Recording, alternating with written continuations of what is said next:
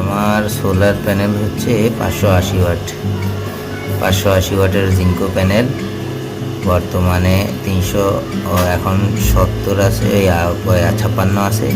আমি এখন একটু আগে 380+ দেখছিলাম, ওটার ছবি তোলা আছে। অর্থাৎ আমার এখন ব্যাটারি চার্জ হচ্ছে, ঘরে লোড হচ্ছে। লোড কমাই দিছি, এজন্য অ্যাম্পিয়ার একটু কমছে।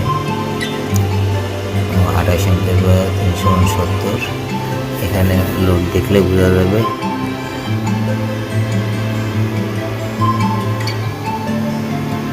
লোড আছে 214 ওয়াট মাত্র, বাকিটা ব্যাটারিতে যাচ্ছে। একটু আগে লোড দিয়েছিলাম, তখন অনেক বেশি লোড সহ আপনার এখানে দেখিয়েছিল। আপনার সোলার 372 আছে, আমার 372 ওয়াট পাচ্ছি।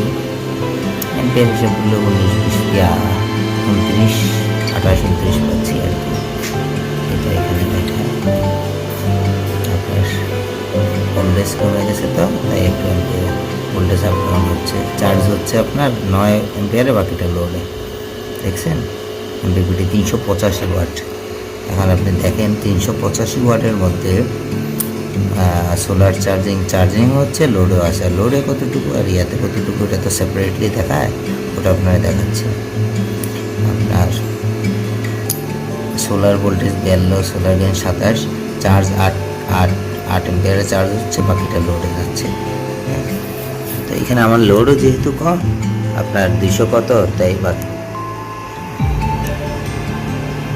দেখেন 200 কত আর 214, তাই 20 লোডে যাচ্ছে, বাকি 8 চার্জে হচ্ছে।